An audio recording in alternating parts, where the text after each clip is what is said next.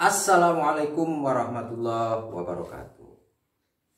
Pertama kali kita puji syukur, menghaturkan puji syukur kepada Allah Subhanahu wa taala yang telah memberikan kita nikmat tetap hidup sampai hari ini, sehat walafiat, tidak ada kekurangan suatu apapun. Dan nikmat Allah selalu terlimpahkan dalam kondisi apapun. Salawat dan salam kita aturkan kepada baginda Rasulullah Sallallahu Alaihi Wasallam. Allahumma sholli ala Sayyidina Muhammad. Allahumma sholli ala Sayyidina Muhammad. Allahumma sholli ala Sayyidina Muhammad wa barik wa sallim. Jumpa kembali dengan Siraji Dharma Wahyu Kusumo atau Aji Darmo Kusumo dalam acara Cangkrukan, ngobrol bebas ngalor ngidul, apa saja diobrolin, mau yang sarkas, mau yang kalem, mau yang kasar, mau yang ganas, mau yang apapun, namanya juga cangkrukan, ya kan? Cangkrukan itu kalau bahasa Sunda ngariung, bahasa Jawa Timur cangkrukan, bahasa umum ngumpul-ngumpul, bahasa Sumatera, Kalimantan ada lagi bahasanya, nggak tahu apa. Yang jelas kita ngobrol bareng bersama Darmo Kusumo.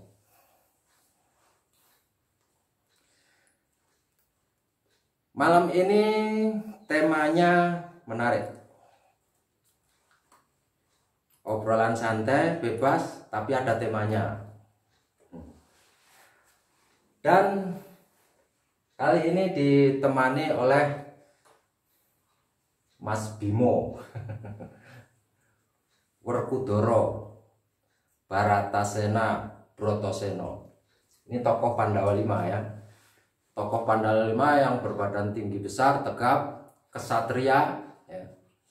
Tidak takut menghadapi apapun, asal benar dia berani.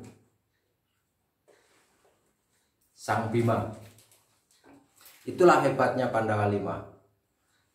5 bersaudara dengan karakter yang berbeda-beda. Ya. Salah satunya ini Bima menemani ngobrol santai kali ini. Sebelumnya kami akan membacakan berita yang masuk di meja redaksi kami. Pertama, berita dari Jawa Barat, Polda Jawa Barat. Terjadi kerusuhan dan biasa kerusuhan kalau melibatkan ormas atau aparat ujung-ujungnya penangkapan. Nah, nggak tahu, tangkap dulu, berita belakangan. Ini lagi viral nih. Kemudian berita tentang gejolak di Kalimantan Timur. Ya, ini udah agak lama sih sebenarnya, cuman perlu kami sampaikan juga untuk sebagai bahan apa saja lah. Yang ternyata tanah yang akan dijadikan ibu kota Nusantara adalah tanah punya kerajaan mana? Kutai Kartanegara. Nah, ini walau alam karena saat ini memang begitu. Hantam kromo ya kan. Punya rencana ini, pokoknya kalau instruksi dari atasan atau dari big bossnya mungkin ya, harus begini ya begini, nggak peduli milik siapa kan gitu. Itulah zaman sekarang ini, zaman yang kita alami ini, zaman ontran kalau orang Jawa bilang, zaman goro-goro, langit mendung, bumi bumi gonjang ganjing, langit kelap-kelap mendung. Oh ya, lupa. Acara ini disponsori oleh PT Sabar Tawakal Ikhlas Menerima Apa Adanya. Baru itu yang mensponsori. Enggak apa-apa lah. Ya, Bang Bima ya, Bang Bima. Saya ditemani Bang Bima karena kekuatannya kuat menghadapi apapun. Dibakar kuat. Di penjara bawah tanah kuat. Bima, ya kan? Bersama 3 saudaranya, yang satu enggak, Sadewa. Dalam kisah pewayangan ini cerita dikit. Kisah pewayangan ini yang sulit untuk dirayu, dibohongi, ditipu daya, dimakari, itulah. Itu Sadewa. Jadi 5 tokoh Pandawa 5 ini hanya Sadewa yang paling membuat gregetan, karena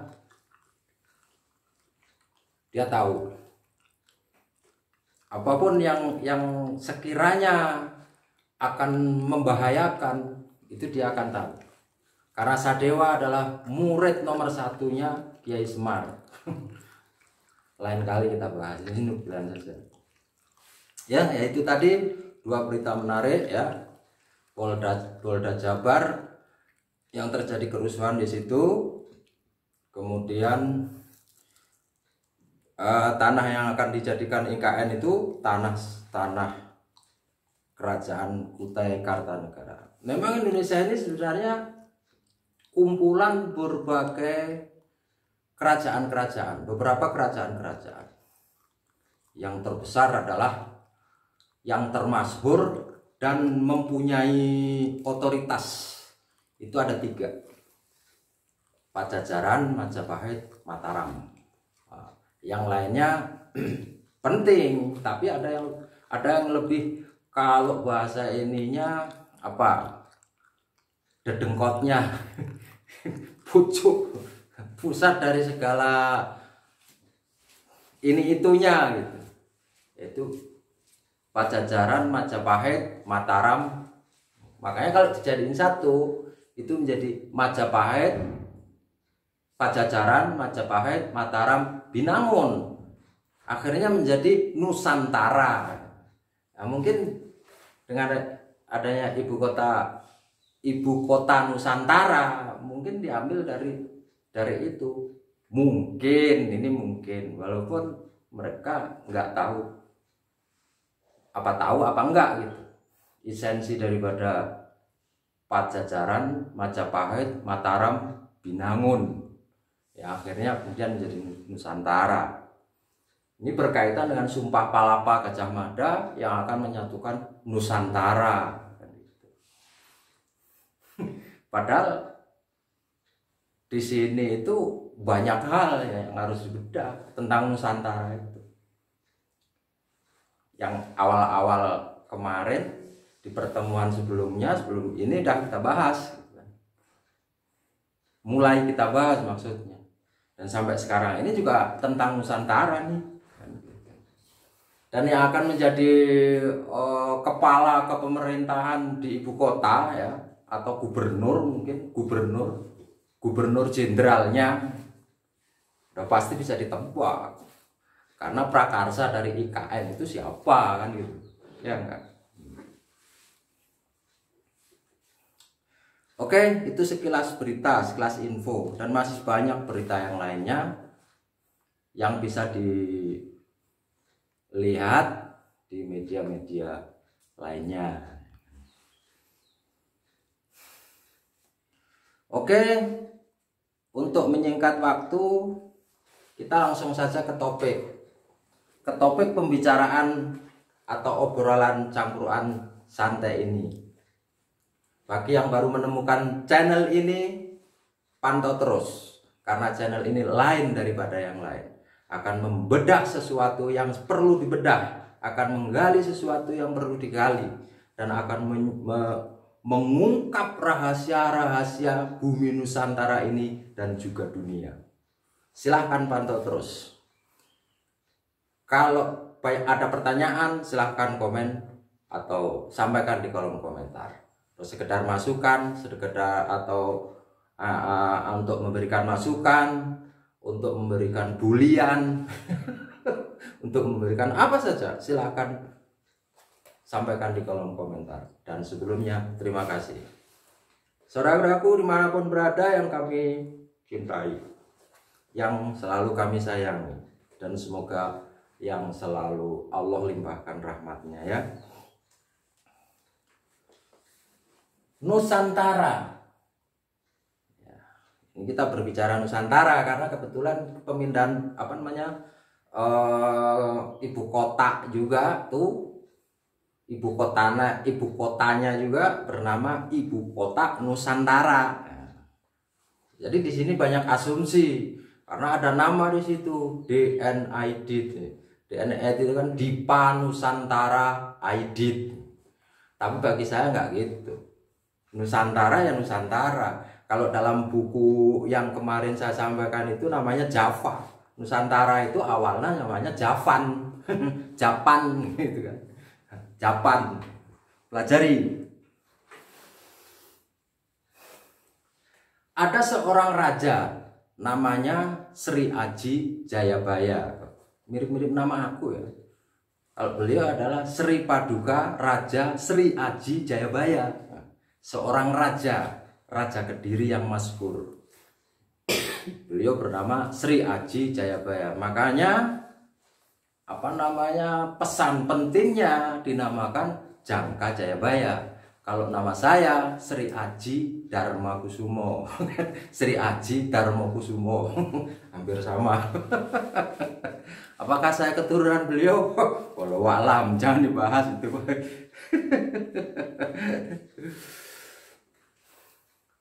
Sri Aji Jayabaya adalah seorang raja Kediri, ya. Beliau adalah seorang raja, tapi juga seorang ulama. Kaget kan? Padahal dalam sejarah yang diajarkan di sekolah, ya. Kalau kerajaan Kediri itu zaman Hindu-Buddha. Ini masalah kalau begini. Makanya kalau kita mau menggali sejarah itu, jangan hanya terkungkung kepada satu materi saja, atau hanya mengikuti satu alur. Harus dari beberapa alur. Kita harus keluar masuk goa-goa kayak hutan, kayak situs-situs kayak gitu. Jadi jangan hanya percaya kata orang kan gitu. Kemudian si pembuat sejarah ini harus ditelusuri. Siapa sih sebenarnya yang membuat sejarah di kurikulum sekolah tuh? Ya, pasti ada orang-orang yang berkepentingan. Ya. Makanya kalau seorang tokoh di Jawa Barat ya, dia seorang ustadz beliau ya, saya nggak akan sebut namanya, bahwa Indonesia ini sebenarnya negara yang sudah mayoritas Islam itu sudah dari dulu, dari zaman Raja Iskandar Dzulkarnain. Ini sumber, dan sumber ini insya Allah valid, insya Allah dari Iskandar Dzulkarnain. Karena apa? Iskandar Dzulkarnain itu seorang raja yang memerintah, yang berkuasa dari Masyriq ke Maghrib, dari timur ke barat gitu. Dan beliau menyebarkan Islam. Jadi nggak ada Islam baru masuk di awal abad 6 misalnya. Enggak.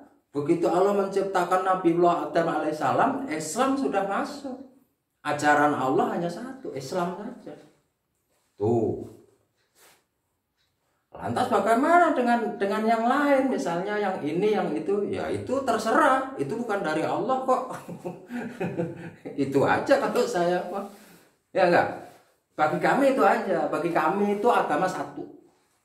Islam, nggak ada lagi. Jelas kok. Di Al-Quran juga jelas. Kalau mau mengutip membedah isi kandungan Al-Quran, pada yang ahlinya, jangan pada saya. Saya menyampaikan hal-hal yang sekiranya urgent atau perlu gitu loh untuk kita sampaikan gitu. Islam udah turun dari sejak zaman Nabiullah Adam alaihissalam, disempurnakan oleh baginda Rasulullah Shallallahu Alaihi Wasallam. Makanya Rasulullah gelarnya Khotamul Anbiya wal Mursalin, sebagai penutup para nabi dan para rasul dan penyempurna akhlak manusia. Nah, ini perlu digarisbawahi. Kok penyempurna akhlak manusia? Berarti zaman dulu akhlak sudah ada dengan adanya budaya. Dan budaya adiluhur itu ada di Nusantara, di Japan tadi itu. Kalau pengen tahu, ya kita perlu tahu itu. Jadi sebelum Islam disempurnakan oleh Rasulullah sudah ada akhlak itu. Melalui budaya-budaya, kemudian melalui Islam itu disampaikan oleh 25 nabi dan rasul. Ya. Kalau nabi banyak. Nabi itu ada 124.000 nabi. Rasul ada 313. Rasul itu ada 313. Ada yang bilang 315. Walau alam. Dan kami semua percaya itu. Dan ingat, sebagian para nabi itu diturunkan kepada Bani Israel, kepada orang Yahudi. Betul kan? Kenapa begitu? Ya iya. Ya kenapa begitu? Ya kenapa tuh? Cari alasannya kenapa. Kok kebanyakan para nabi, para rasul itu diutus kepada Bani Israel, kecuali Nabi Isa, Nabi Sulaiman, Nabi Ibrahim, Nabi Ismail, dan Nabi kita Muhammad SAW bukan dari Bani Israel. Makanya Israel menjadi walan tardo angkal yahudu walan nasoro hatta tattabi'a millatahum qul inna hudallah wal huda. Mereka itu nggak akan pernah ridho dan rela sampai kapanpun, sampai hari kiamat tuh, hingga kita semua umat manusia ini, bahkan nggak perlu binatang pun, angin pun, ya kan, cuaca pun, bumi langit mengikuti mereka. Ya, milah mereka, kemauan. Milah itu bukan agama, kemauan. Otak mereka gitu loh. Way of life mungkin. Dan ini selanjutnya Allah mewarning, hey, sesungguhnya petunjuk adalah, way of life adalah, jalan itu adalah yang ditunjukkan oleh Allah. Jelas kan? Nah, jadi kemana-mana. Namanya juga ngobrol, ngobrol santai, cangkruan, jadi kemana wae.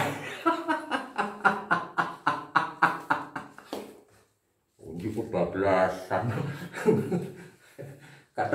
Kadang jadi ustad, kadang jadi dewa. Oh wilayah.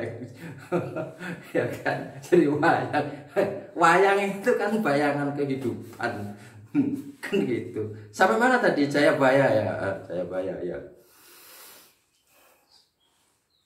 Biar gamblang. Jadi kita semua jadi berpikir, sesungguhnya sejarah itu yang mana kan gitu. Jangan percaya dulu dengan omongan saya, gali dulu, cari sumber, ketemu sumber nggak valid nggak apa-apa. Orang mau bener itu salah dulu kadang-kadang, ya nggak? Itu nyantai kayak siapa? Kayak Babe Aldo, ngopi, jangan lupa ngopi. Salam akal sehat, Bang Babe Aldo. Bang lagi, maaf. Tetap semangat, tetap akal sehat, jangan lupa ngopi. Kan saya nggak ngopi, nggak ngudut kali ini itu. Sri Aji Jayabaya, beliau seorang ulama. Beliau insya Allah hidup di zaman Kerajaan Kediri. Ya beliau rajanya memang. Beliau menulis sebuah jangka. Kata orang, jangan percaya ramalan. Itu kan ramalan Aji Jayabaya. Dia itu seorang Hindu, seorang raja Hindu Buddha. Jangan percaya dong. Oh, nggak gitu. Bukan begitu. Sri Aji Jayabaya, saya kasih tahu. Sri Aji Jayabaya beliau seorang muslim. Ya, ingat itu. Beliau bukan raja Hindu Buddha, salah itu. Saya berani mengatakan seperti itu. Dan beliau mempunyai sifat luar biasa. Waspada, waskito, trapsila, tanggap yang sasmita. Ini yang beliau punya. Beliau seorang kesatria berbudi bawalaksono. Kalau orang Jawa harus tahu itu. Bahasa 5 bahasa orang Jawa itu. Berbudi bawalaksono, satrio gung binatoro. Ya enggak. Itu istilah Jawa. Istilah Jawa itu yang disebut budaya adiluhur. Dalam bahasanya seperti itu. Nah, kalau sesajen gimana? Itu budaya tapi nggak adiluhur. Harus bisa bedain. Jadi jangan hantam promo, percaya sama sana. Gitu loh. Jadi orang tuh otak dipakai gitu. Kok marah-marah, nggak apa-apa lah. Sekali-sekali agak ngegas gitu loh. Yang namanya cangkruan kadang-kadang kan di antara para pencangkru itu ada beberapa orang kan kadang-kadang berselisih pendapat. Kemudian saling otot-ototan ngegas dan sebagainya. Wajar namanya juga cangkrukan kan gitu. Ya itu. Sampai mana tadi malah lupa tuh.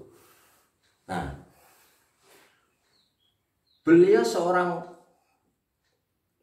kesatria Gung Binatoro tadi yang berbudi bawalaksana. Artinya beliau itu seorang raja yang misuwur, raja yang punya keilmuan makrifat yang tinggi. Karena di dalam kehidupan ini ada makrif, ada syariat, torekot, syariat, torekot, makrifat, syariat, torekot, hakikat, makrifat, dan makrifatullah. Sedangkan beliau Sri Aji Jayabaya udah dapat 5-5-nya. Waspodo kalau dijawakan yang tadi syariat, makrifat, hakikat, torekot, syariat, tarekot, hakikat, makrifat, makrifatullah. Itu dalam tuntunan Jawa dari dulu yang memang sudah menganut Islam, itu bahasanya waspada, waskita, trapsila, tanggaping sasmita, berbudi bawalaksana. Paham? Pelajari.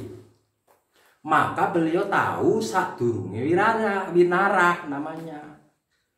Apa itu ramalan? Enggak, bukan ramalan. Kalau ramalan itu kayak zaman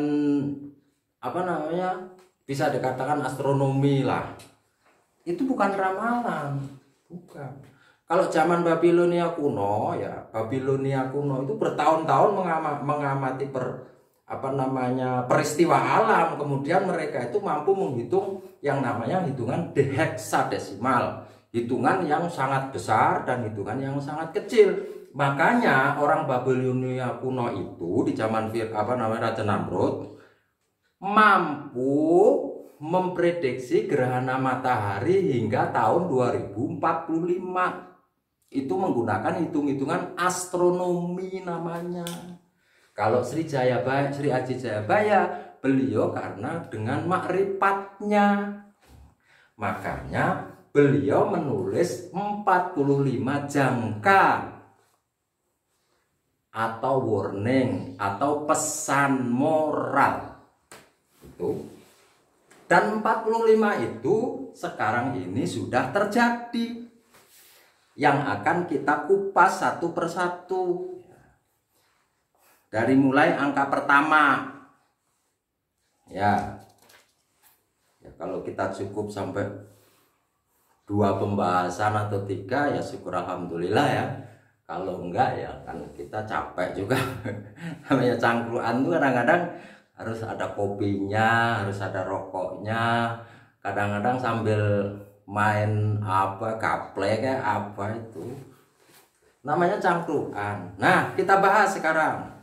Kita sudah perkenalkan tadi ya beliau ya, seorang Raja Kediri itu yang bernama Sri Aji Jayabaya, seorang raja yang sangat tersohor pada waktu itu.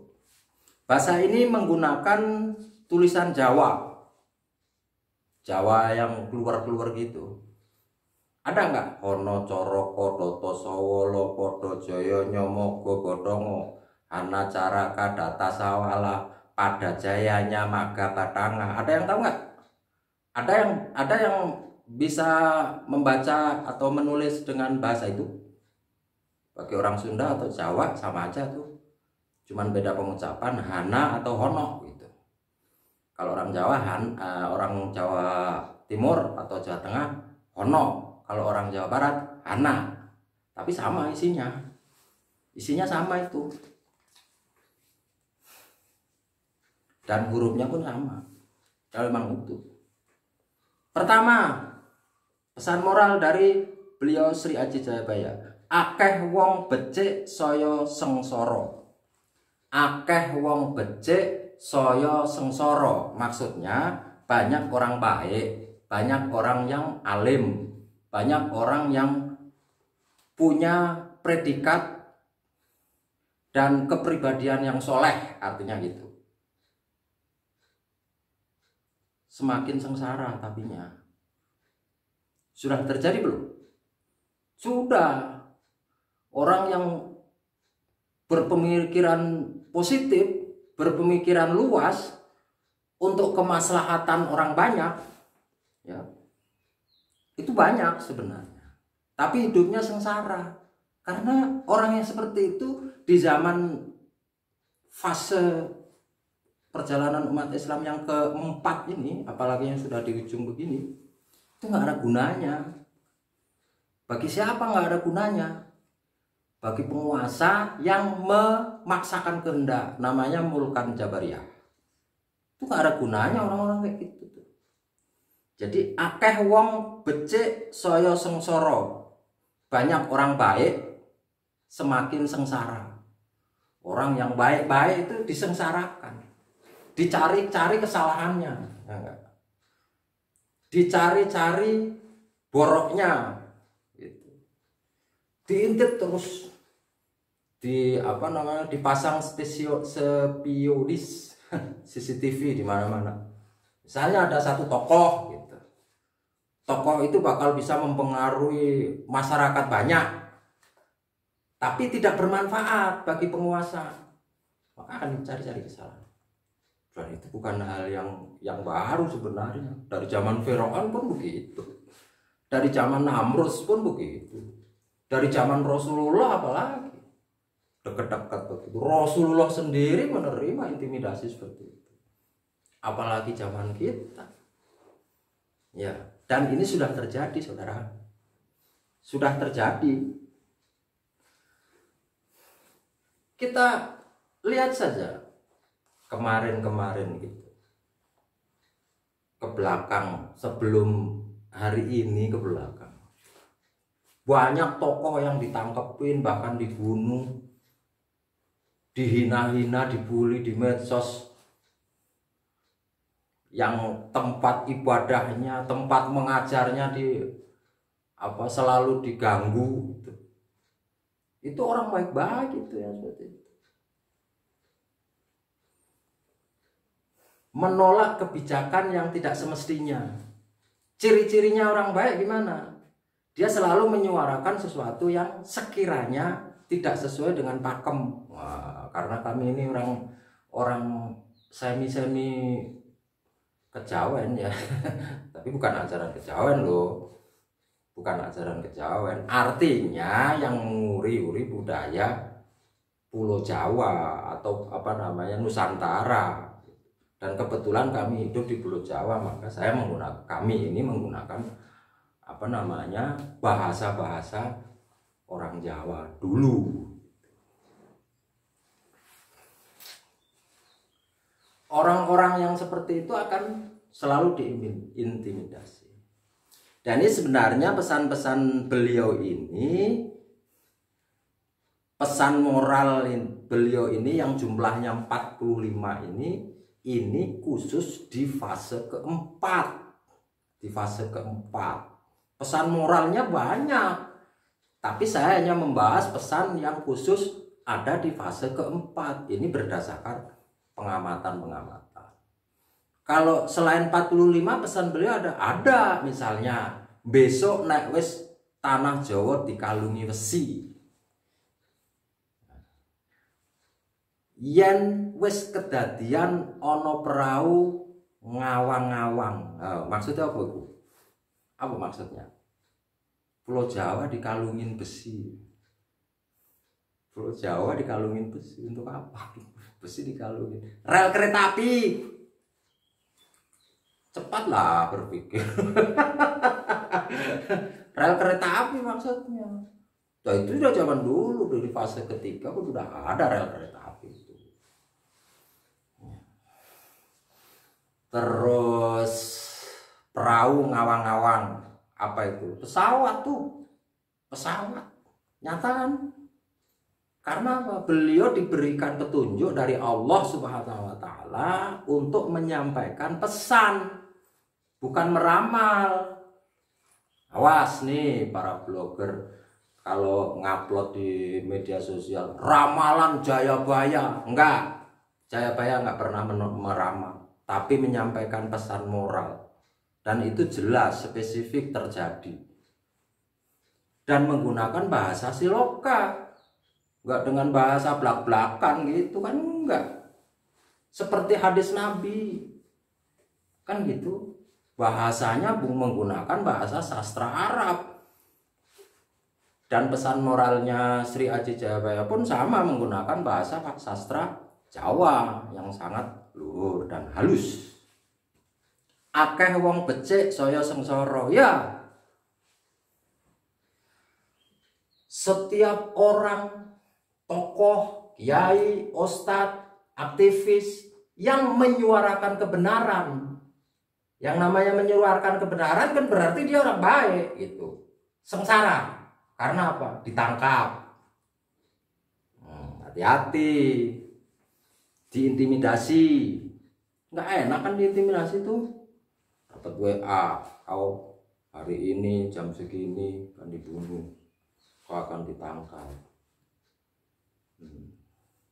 Dikasih predikat, dilabeli radikal, ekstremis, radikalis, pemecah belah bangsa, apalagi intoleran, anti Pancasila, anti NKRI. NKRI itu apa? Oh iya, kemarin beliau Umi Kalo sudah jelaskan apa sih NKRI. Saya NKRI, Negara Kesatuan Republik Indonesia, sejarahnya tapi nggak tahu. NKRI itu yang diri siapa? Ini yang kita bahas sekarang. Munculnya NKRI di balik negara NKRI itu ada Japan. Japa Nusantara, Japa Nusantara, NKRI. Tahu nggak sejarahnya? Jangan main gue NKRI Pancasila nggak hafal, gimana? Gak jelas itu namanya. Kalau NKRI dalam dadanya Bung Karno aja yang katanya nih, ini Soekarnois katanya kan gitu, ada orang tuh. Mana tepuk dada, iki dadaku, endi dadamu, itu Soekarno. Mana coba sekarang ada nggak tokoh yang kayak gitu? Iki dadaku, endi dadamu. Ada yang begitu. Ini bahas satu aja dah, lama ya nanti. Udah satu aja dulu. Bahas akeh wong becik, saya sengsara, banyak orang baik semakin sengsara. Dan ini dimulai sejak tahun-tahun dulu pemilu, di atas tahun 2010 ya enggak, pembunuhan di mana-mana, kericuhan. Sekarang itu di Papua nggak beres-beres. Yang katanya NKRI harga mati, Gimana orang mengatakan NKRI harga mati? Tenaga kerja dari sana, dari keturunan Genghis Khan tuh. Udah saya sebut aja Genghis Khan lah, dari negara Genghis Khan. Ya, tenaga kerja dari Genghis Khan, materialnya dari Genghis Khan, ngutangnya dari negara Genghis Khan, ya enggak? Terus apanya yang NKRI harga mati? Mikir. Belum lagi perselisihan antar pemuka agama ini yang gue nggak ngerti nih. Kata Babi Aldo kan gitu bicaranya. Gue nggak ngerti bro. Kata Babi Aldo dah. Kiai berselisih padahal Al-Qur'annya sama. Kitab kuningnya sama. Ya. Mustolah hadisnya yang dibaca sama. Hadisnya Sahih Bukhari, Sahih Muslim sama. Tapi berselisih. Gila. Pikir kiai-kiai itu, ustadz-ustadz, bersatu. Jangan membuat gaduh di tingkat kami yang bawah gini. Akhirnya menjadi fanatik kesukuan. Gue kalau nggak si Kiai Cableng nggak mau. Wah, gue mah tetap percaya sama Kiai Pesek. Nggak boleh itu. Kiai bersatu. Jangan berselisih. Kalau dalam berbasul masail berselisih paham wajar basul masail. Forum untuk mencari kesepakatan hukum. Dan memang begitu. Tapi kalau dalam praktek lapangan membawa umat, bawa ke surga dong umat dong. Jangan bawa ke neraka. Nih, saya pesan buat kiai-kiai itu. Jangan gedein sorban doang. Jangan pamer sorbannya doang. Bawa kita umat ke surga. Caranya gimana? Kan udah ada aturan. Kubul waton minal iman. Ya. Cinta tanah air sebagian dari iman. Kita bahas satu aja dulu lah. Satu aja panjang lebar dijabarin. Dah. Maaf agak ngegas nih. Karena sebel gue dah. Sebel. Kiai ustadz yang mestinya jadi panutan malah bikin kegaduhan namanya. Ceramah anu nggak boleh begitu. Bersatu kalian. NKRI ini nih ya.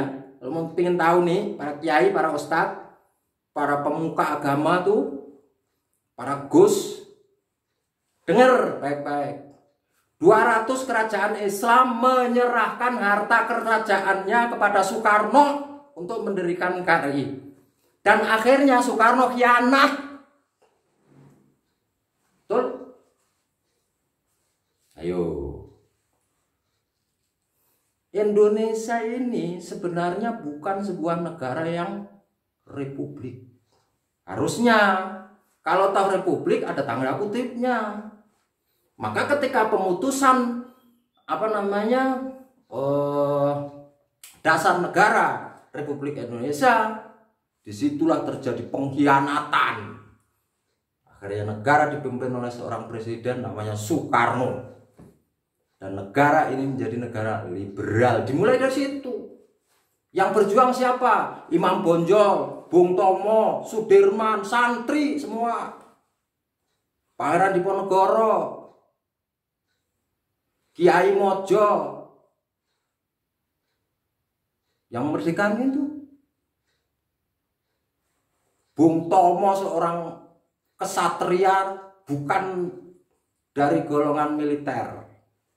Dia seorang santri.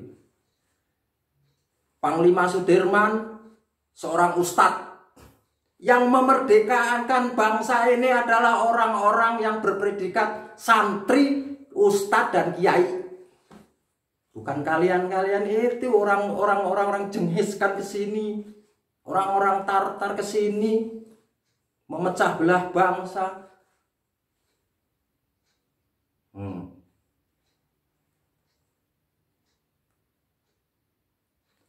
Dan yang paling berperan dalam menghancurkan sebuah negara adalah pengkhianat, munafik. Zaman Rasulullah udah ada tuh. Ketika perang Badar bawa pasukan 313 orang, munafiknya separuh. Tapi Allah beri kemenangan. Hei, para ustadz, para kiai, bersatu. Udah saatnya nih. Ini 2022. 2022. Bulan Maret nanti sapi merah harus disembelih. Sapi merah Israel. Dan wa makaru wa makarallah. Wallahu khairul makirin. Sekuat apapun makar kalian, makar para penzolim, makar para antichrist, artinya yang menolak tuntunan ajaran Allah, lebur tanpa dadi, hancur seperti Batara Kala. Batara Kala adalah makhluk paling kuat yang tidak bisa dibinasakan. Tapi dengan izin Allah dia lebur menjadi ndok pengamun-amun. Para ustadz, para kiai, bersatulah. Jangan pernah menjadi seorang yang hanya mementingkan diri dan kelompoknya hanya demi ratingnya. Saya bukan siapa-siapa, tapi saya berhak untuk bersuara.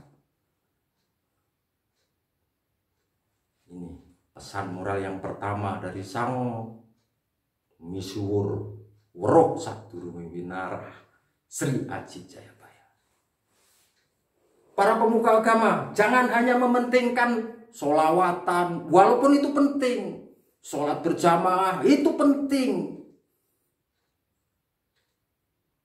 Tapi ketika kemungkaran, Islam sudah mulai dihina, Allah sudah mulai dihina, Nabi sudah mulai dihina, Islam sudah mulai dilecehkan. Jangan diam.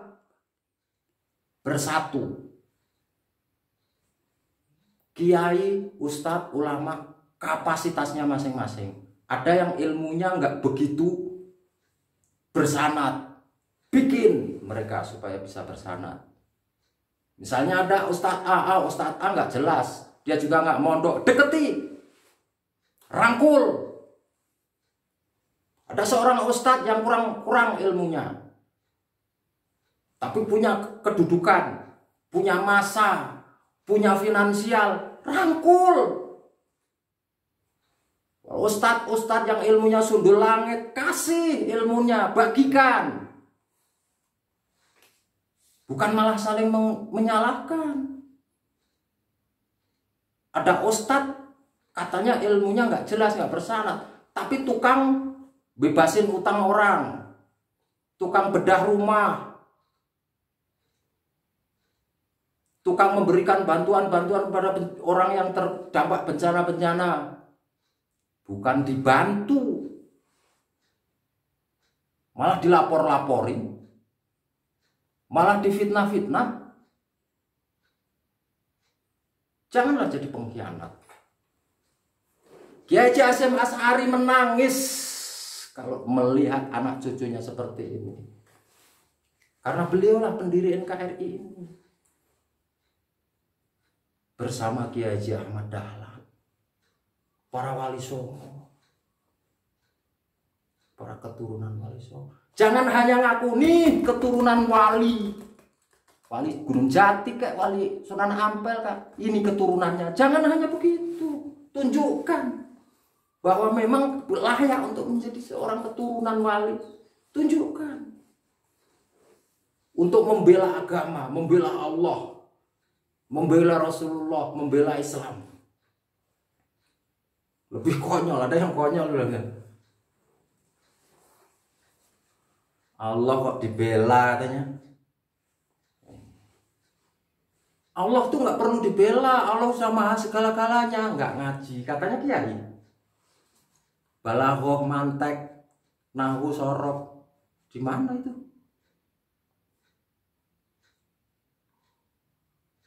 Ijma, qiyas. Kok bisa ngomong begitu ya? Saya aja yang nggak ngerti bahasa-bahasa itu ya, pelajaran belajar itu, malu dengarnya. Allah kok dibela, Allah kan sudah maha kuat. Ngakunya kiai, ngakunya ustadz, tapi bahasanya kayak gitu. Marpulan. Ngerti. Bisa begitu bahasanya. Allah kan hebat, kenapa mesti dibela? Yang kayak gitu ngaku ustadz gitu.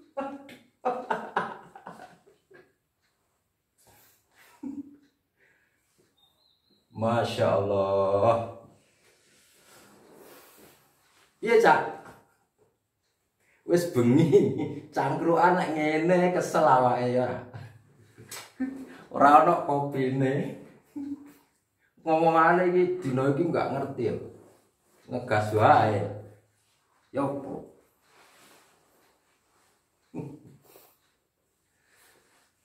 Nah, itu satu pembahasan banyak. Maaf, saya sampai ngegas begitu karena udah nggak tahan melihat situasi dan kondisi seperti ini. Saya mencari guru kemana-mana. Dari dulu saya nggak ngerti agama, ngerti hanya ngerti-ngertian, esensinya saya nggak ngerti. Saya berguru kemana-mana. Tapi saya juga memperhatikan sepak terjang para ustadz, para kiai yang seperti itu. Jangan jadi setan bisu. Jarkoni namanya itu. Ngajar neng lakoni. Merasa ilmunya sundul langit. Kalau sudah sundul langit bangga dengan keilmuannya. Musyrik enggak seperti itu? Bahaya enggak seperti itu? Karena menghamba kepada ilmu. Menghamba kepada kelompoknya, menghamba kepada gurunya. Apa pesan Rasulullah waktu itu? Sungguh aku melihat di antara kalian menyembah para rabi-rabi. Tentu tahu tuh, yang ilmunya sundul langit. Kalau bahasa saya ini salah nih, bagi yang ilmunya sundul langit ada dua versi, membuli atau memperbaiki, dan kemudian sadar. Kalau kayak Balngam sih, Balngam itu ilmunya sundul langit. Bahkan yang namanya Bal'am bil Bahuro itu ya, selain ilmunya sundul langit, Bal'am bil Bahuro itu tahu titik-titik di mana Allah itu harus memberikan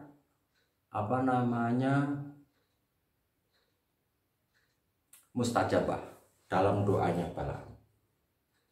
Kunci agar supaya doa itu diijabah oleh Allah itu Bal'am tahu. Sehingga setiap doanya Bal'am itu selalu diijabah. Kecuali satu. Berdoa supaya utusan Allah celaka. Ini memang Allah berjanji jika berdoa menggunakan ini maka niscaya akan aku ijabah, kata Allah. Tapi ketika pribadinya Allah diusik, apa yang terjadi?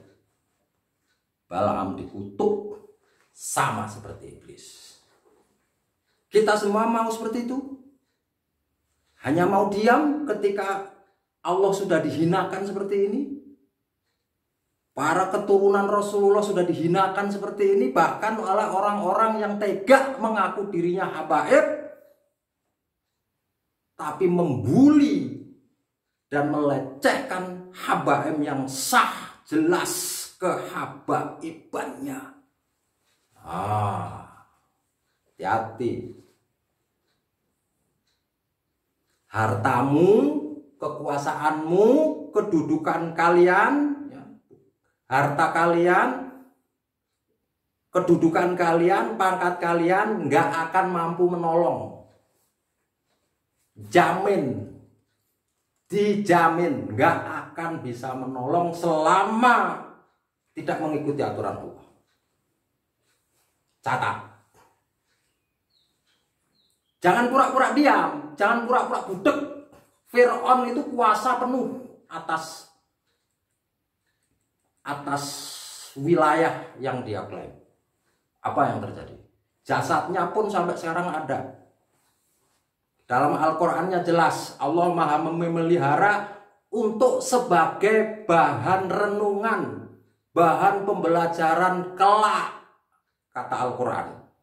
Bagi ilmunya yang sundul langit, benari. Kalau salah dalam penyampaianku, benahi, jangan hanya bisa bully. Oke? Belum selesai, tapi waktu sudah 1 jam ya. Kita teruskan nanti. Catat. Moto kami tetap waspodo, waskito, trapsilo, tangkapin saswito.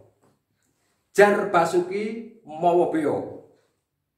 Ojo dumeh aji mumpung. Ojo dumeh aji mumpung. Sak bejo-bejone wong kang bejo isih bejo wong kang eling lan waspada. Suradira jaya ningrat lebur tining pangastuti. Assalamualaikum warahmatullahi wabarakatuh.